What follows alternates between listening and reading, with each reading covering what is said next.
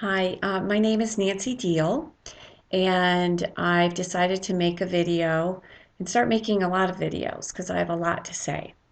So, I am the president and owner creator of Love Sees. And Love Sees I started out with sterling silver jewelry that has love phrases on them, like love accepts and love creates and love frees and love heals and love listens and love laughs.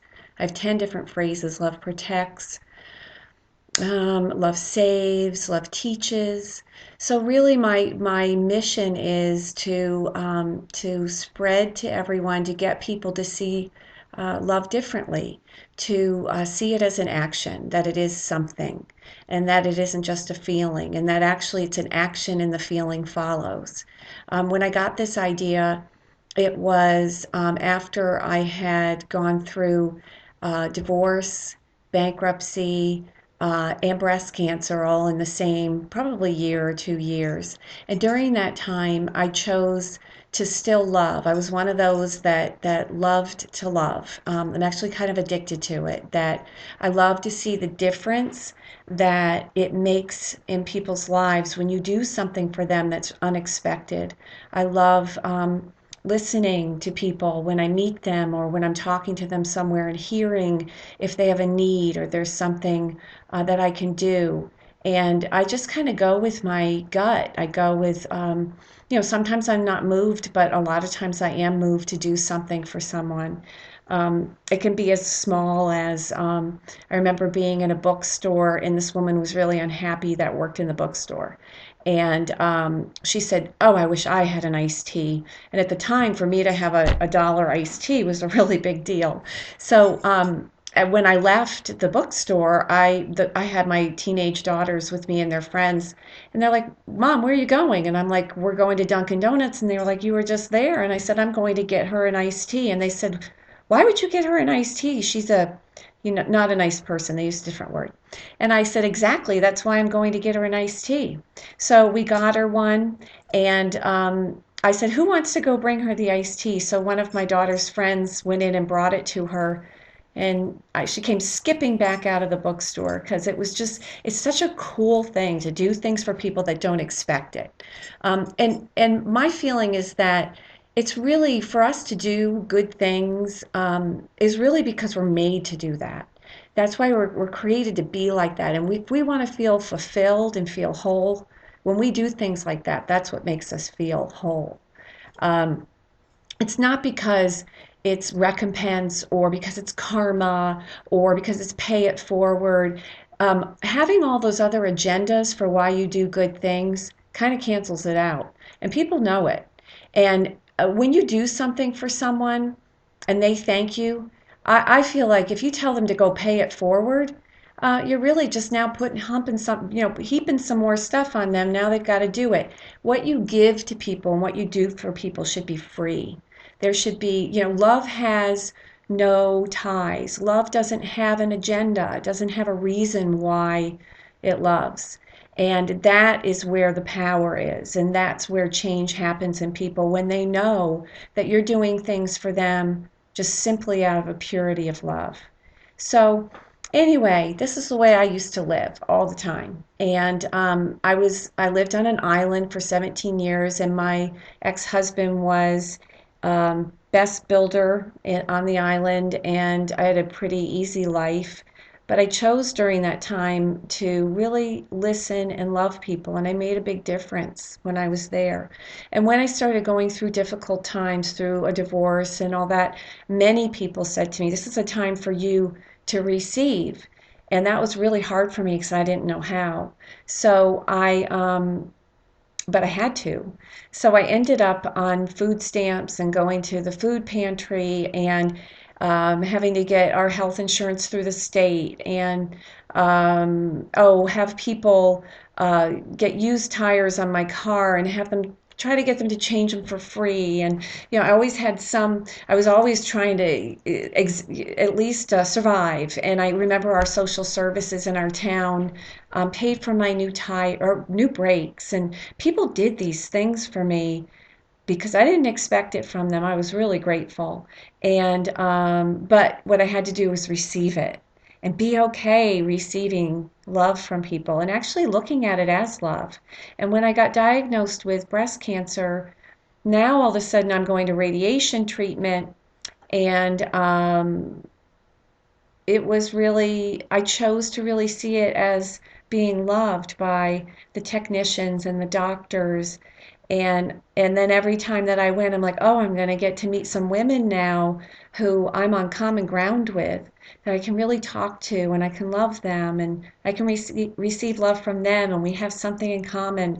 Sounds really crazy, but that was really how I dealt with everything. So, and I would say to my daughters, it's going to get better, it's going to get better. So, it did, and it started to really get better. And I always believed that, when I was standing in the grocery store and in my kind of affluent town, I had to move home with my parents where I grew up. And it always happened that when I had my food stamp card, that someone would raise it up and go, "We got a food stamp card here," So, and I would feel, and people would say to me, "Oh, don't be embarrassed," but if you have to stand in somebody's shoes, I didn't want to be embarrassed, but I would feel the blood rush up to my face. I remember when I had to pick up our Thanksgiving dinner at the food pantry, and I got there a little bit early, and all of the kind of wealthy moms that were doing their good deed were there with the dinners, and I looked like all of them, and I was going and picking up my dinner, and I did feel the blood rush to my face. But I think that when you go through all of those things, those are so good for you, because the key is to not care what people think of you. And the only way that you're ever going to do what you're meant to do on this earth is if you don't care what anybody else thinks. And you listen to that little voice, that small, still voice that's inside of you, that was there when you were a little child, that told you you could be great things. And you don't listen to anyone else or anything else that's been told to you your whole life. It's a big, big step to take, but you can do it. So I think when you go through those difficult times that are humiliating, they change you, but they change you in a really good way. And a key to that too was to not use anything. You still can change, and I'm not judging that at all, but I didn't use anything um, to mask it, or I didn't drink during that time and all that. And so that was a choice, because I wanted to change. And I mean excessive drinking. So anyway, no judgment. So, but that for me, that would have been a bad thing to do, because I was in AA for 5 years, way back. I've been sober for 30 years, so it would not have been a good thing for me to drink. Anyway, so I'm driving along in my car one day. This is after I've gotten this awesome job, but I had to have one that wasn't so, and where it was difficult. And I ended up in this job with these people that loved me and were like, "Oh my God, you're so overqualified and you're so cool." And they just loved me. They were awesome people. And I didn't really believe in myself, because I had been in a marriage where I felt I was made to feel. I don't think he meant to do it, but I feel stupid. And so I had a college degree, and I had had a pretty good career years before that. So now I had to get myself back, and I knew that my children were dependent on me. So I still stayed in that place of love. So I'm driving in my car one night, and I thought, how do I get the message out to people that love is the answer? That it doesn't matter everything that's going on in our lives, the things that we lose and the things that we go through and all the difficult things, they don't matter. What matters is how you deal with them, and what you are during that time, and how you react during that time. And I'm not saying be perfect, but like purpose to love during all of that time. I found that I took back control. The only place I had control was my choice to love every day. And I didn't have control in anything else. And I mean, I didn't have control in what was happening in my life. But I did have control every day to love, and my choice to love, and to be kind to people when I saw them. And it wasn't always. I mean, I would go days where I couldn't even talk to anybody, but I really, my heart was in that place. So I started getting, I'm driving my car, I'm like, how do I get that message out? And I get these love phrases like love accepts and love creates. And I'm like, oh my God, this is so cool. And I have to tell you, I've never had an original thought in my whole life. So it was just, and when I got them, I thought, this is it. This is something. I can't not do something with this. So it took about a year. I decided to call my company Love Sees because I had found, and it was only through experience. Now I haven't read any other people's books. I never read any book. People are always like, "Oh, you should pray, you should read this thing and, secrets and all that and Love Does and what are the other ones? People always tell me to read the Eat, Pray, Love. What I just haven't. I just haven't had any desire to read anybody else's theories, and that's good because what I have I feel like is unique and it's coming from my life and my experiences. And I really feel like what I've been told in my heart and in my gut. And so what was happening is as I was choosing to love people every day, I would just adore these people. It's just anybody. And I remember this one person in particular that I just adored him and I thought, "Oh my God, he's got such leadership on him and he's just so amazing." And I knew he wasn't really doing anything that he was meant to be doing yet, but I could see what he was capable of. Whereas other people later on said to me, "Why are you hanging out with him? Don't you know that he's, they listed a whole bunch of things that he was doing." And I thought, oh gosh, no, I don't see that in him at all. And then I thought to myself, this must be what love sees. That love doesn't see a person's mistakes, their addictions, their faults. Love only sees what they're meant to be. And I remember that he would tell me things that I know he didn't tell anyone, like things that he wanted to be when he was small, like when he was a little boy. And I remember him telling me that he wanted to be a priest when he was really young. And and and I thought that was really indicative of him wanting to do good, wanting to do good for people, and he had a real leadership on him. And I haven't talked to him in probably about 6 years, but the last time I saw him, he had been sober for about a year, so he really, really was getting his life together. And I don't know if I can take any credit for that, but you what does make a difference in people's lives are people, even if it's one person, who believes in them, who believes that they're more than what everyone else has said they are based on what they've done and based on their mistakes. Or some people are judged by how all the things they've accomplished, and people adore them for what they've accomplished. And now, what pressure is that on people? That's incredible pressure to have to keep on performing, or you think you'll be worthless. So we've got like two ends of the spectrum and everything else in the middle. People just really need to know that our purpose here is to love. So every single person that is standing in front of you every single day, that we purpose to love those people. We purpose to respect them, to listen to what they say. If they're horrible, then we respond in a way that no one has ever responded to them.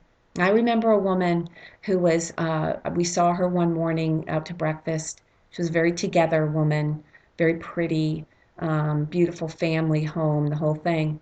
But she kept people at a distance. And I remember one of my friends saying, "Oh, she has a hard shell." And I was really burdened by that. And I thought, what can I do for her? What can I do? And I remember I went home and I was at the time, I was just hand making some sterling silver things. And I made her this bracelet. And I put it together. And I knew I had like 10 minutes before she was leaving her work to go pick up her kids. And before I got there, actually when I got there, and before she even opened it up, I put it in a little velvet pouch. She actually got tears in her eyes. She's like, "You made me something?" She was just weirded out by it, and she took it and left. And I was like, "Oh well, my work's done." And so, because I didn't know, I just was kind of doing what I felt like I should do. And then 2 weeks later, I saw her, and she said, "I don't even know what to say to you." She said, "Don't you know that no one has ever done something like that for me in my life?" And then she started to open up to me about some things she was going through. And about a month later, she called me to her house and she said, she made me dinner and she said, I need to talk to you after dinner. And she told me the story of how she was over Christmas had her car had broken down on a bridge, and there was no one around, and she had her kids in the car. And she said this guy came by in a tow truck, and he said, "I'm going to tow your car to my garage. It's Christmas Eve," and he said, "I'm going to fix your car, but I want you to go to my family's house and have Christmas Eve with them."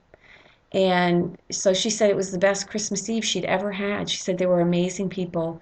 And she said, ever since you gave me that bracelet, people treat me differently. Why is that?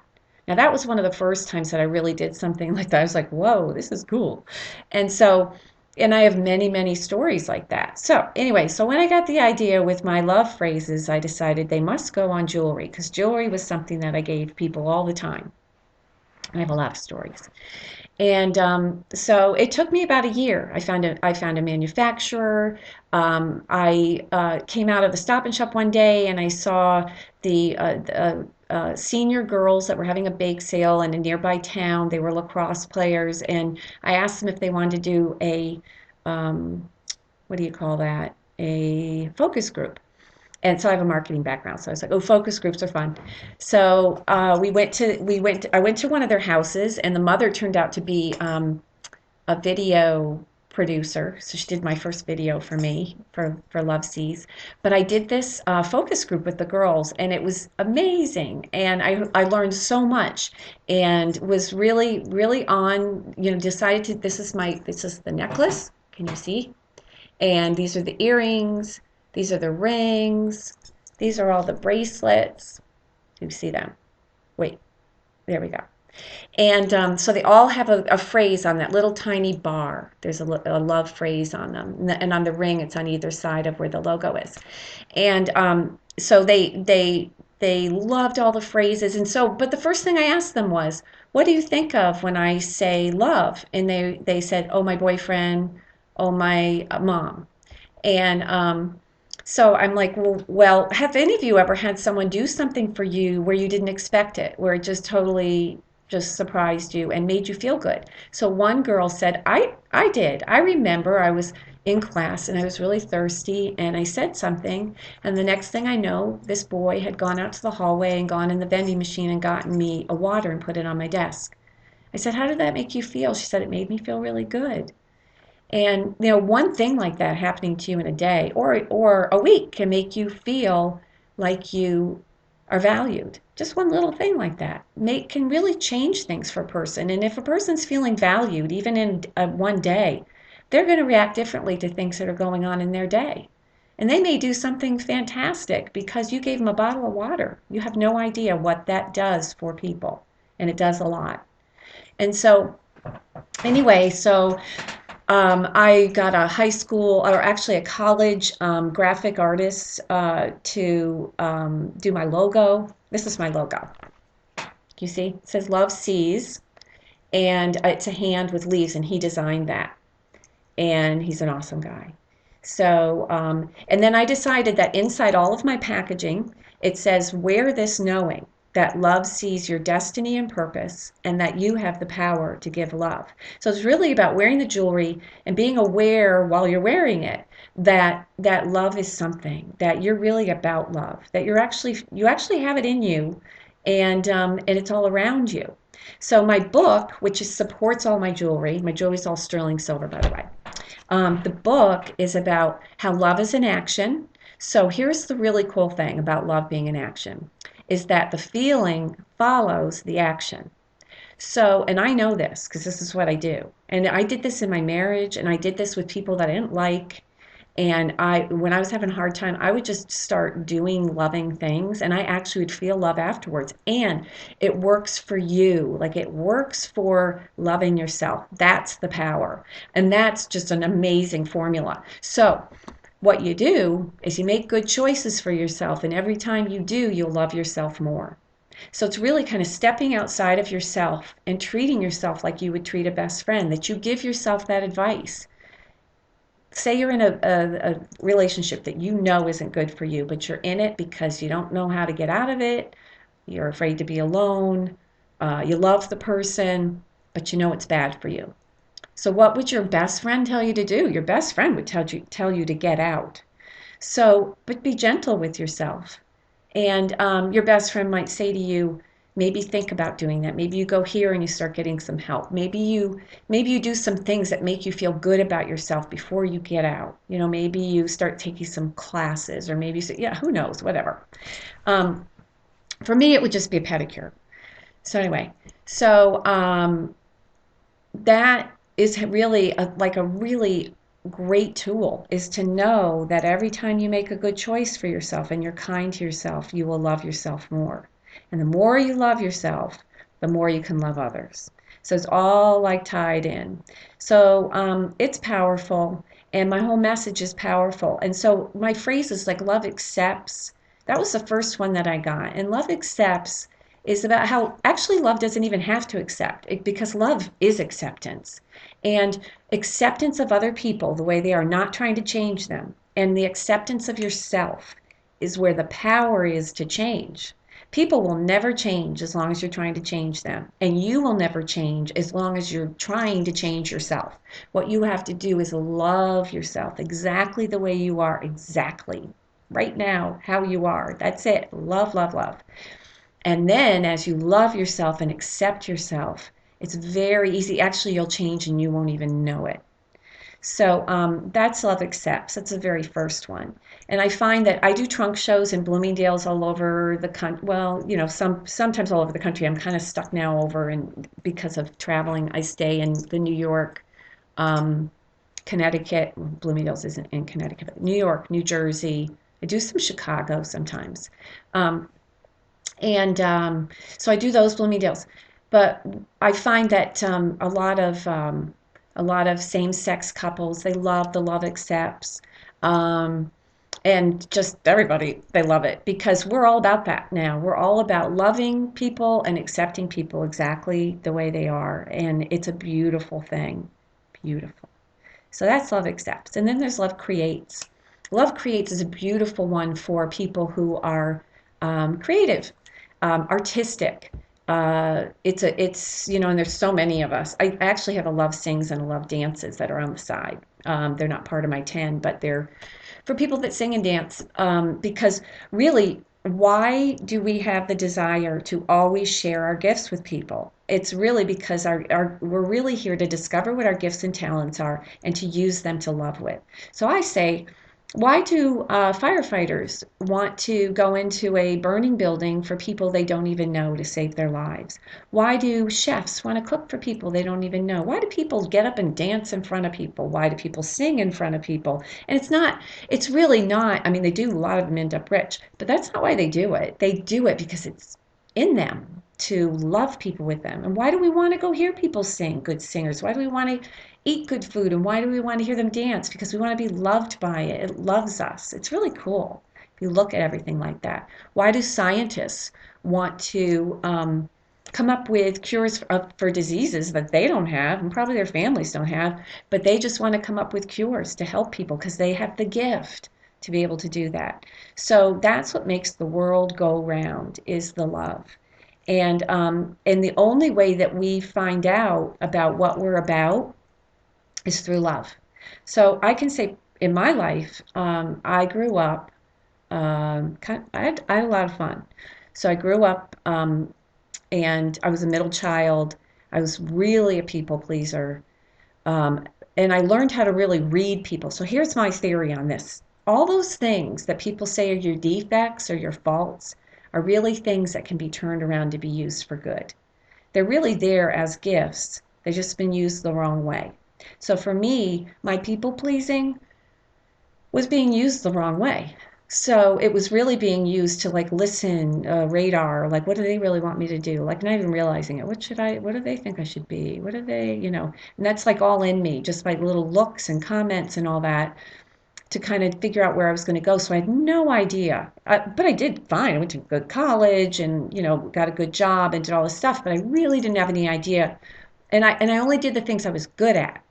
It wasn't really necessarily things I was passionate about. It was just things I was good at. So,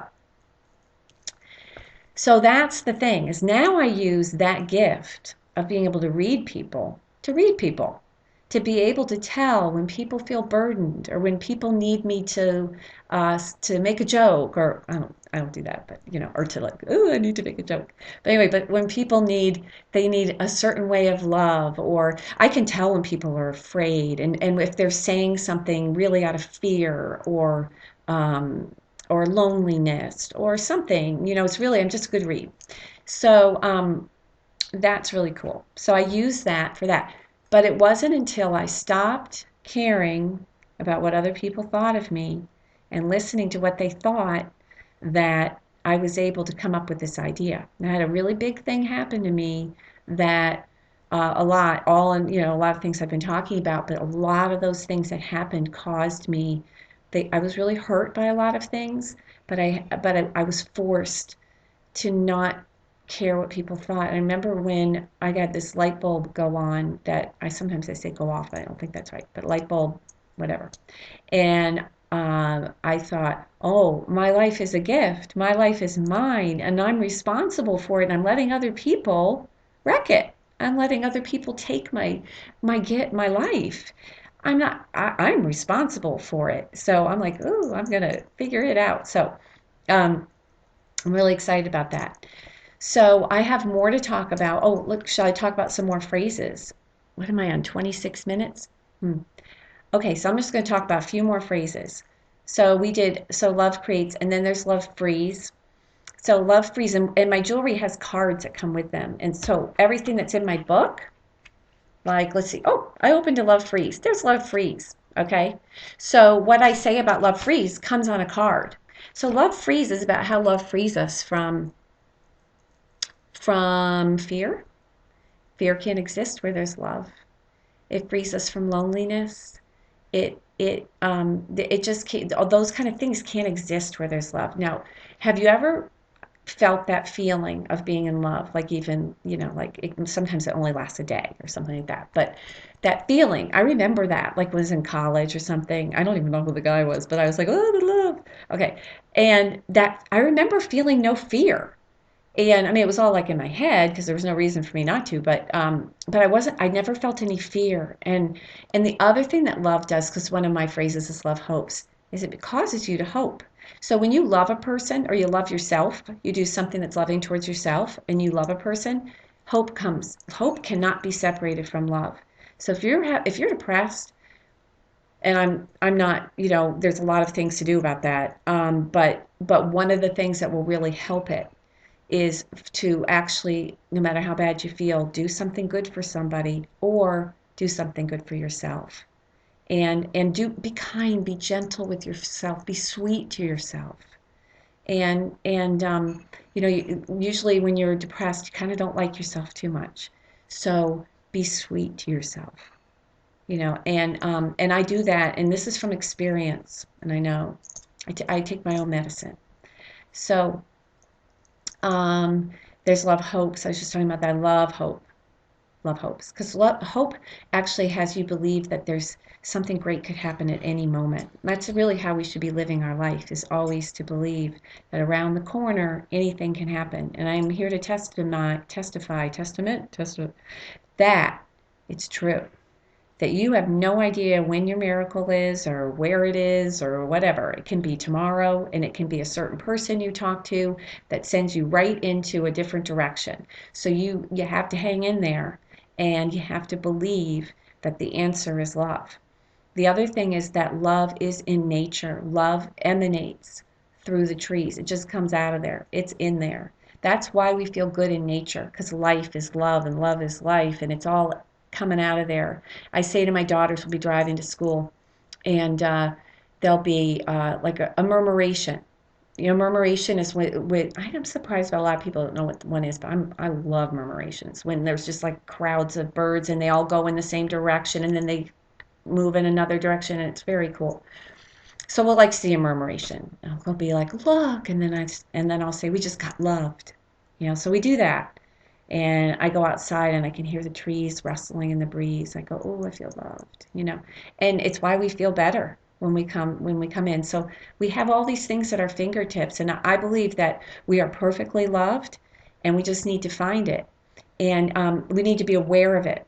Now, it can be a smile from a stranger. It can be, for me at the time, it was how people treated me at the doctor. It was something I would get in the mail that would help me, or just everything. I was like, oh, I'm going to take all that. I'm all loved, and and it would just be, and then I would love myself. And there's just like so many ways to receive it so that it's a whole. Most of the time, we're looking for it from the wrong people or the people that can't give it to us, and we're just going after those same people all the time to get it, and we're not getting it, and we're not getting the acceptance of who we are, and we're getting judged, and it just goes on and on. So we need to step away and not expect the love from them, not have that be where we're getting our love, and get it other places. And it's all there. It's there for us in life, and we just need to be able to see it and recognize it. So there's a lot of there's a lot of love out there, and it's powerful. And so that's my message to people, is just to be really aware that we have the power to give love, and that love is there for us, that we are loved, and that the phrases are all about choosing different ways to feel that love. So I have a lot of other phrases. You can go to my website, which is www.lovesees.com. And then I'm going to be talking later about a 12-step program that I've written about um, for recovery from depression and anxiety. And the higher power is perfect love. And I have a definition of love that I've written, because we have to change our definition of love. Because here's my theory, is we have grown up with even the best parents, some of us, that have given us timeouts for everything that we've done wrong, or some sort of consequence for things we do wrong. So now we're adults and we're trying to live our life, and um, we have built into us this system where there's a consequence for things that we do wrong. And now we all do things wrong. We all make mistakes because that's what we do. And the key is to forgive ourselves right away. And I forgot to mention that forgiveness is just like love, where love is an action and the feeling follows. Forgiveness is the same way. Forgiveness, you speak out forgiveness towards yourself. You look in the mirror and you say, I forgive you, Nancy. I forgive, and I would do this with my ex. I forgive you, Tom. I would just say, and I would say that with my family and everybody, every time I would feel it. And I am not kidding. The more you do that, I'm 20 minutes later, everybody's forgiven, including myself. So it's really powerful. It's a decision. And really life is a decision about changing your mind about how you think about things. So I'm here to tell you that life has a purpose, and you have a purpose, and you have a destiny, and it's beautiful and it's big. I believe, and it's not just I believe, I know that we all have huge purposes here and destinies. We're not just supposed to meant to be little things. We're meant to all do great things. The only reason that we're not is because we don't think so.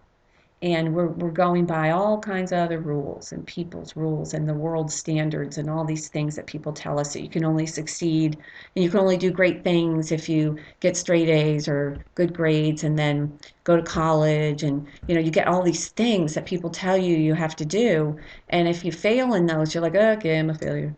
So I'm here to tell you that all of those things really don't matter. And what matters is who you are inside, and the unique gifts and talent. They're all unique. We're not to be like everybody else. We're all unique to take our gifts. Now, I know this woman, I could talk forever.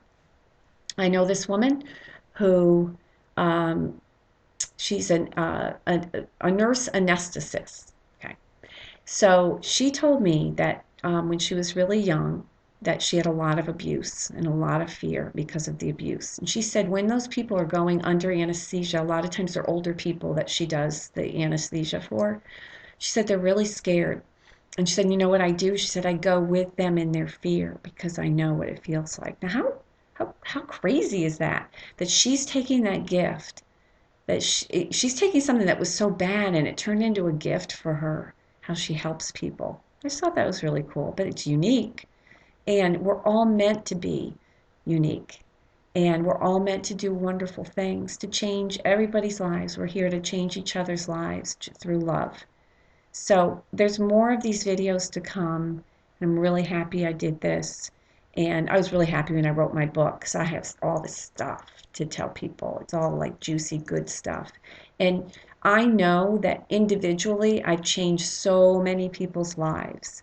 And I'm not being all like about that, but I know I have, and I would love to reach more people. And I think through my company, through my 12-step program, and through these videos, that I can reach many more people. And I love you. Okay, bye.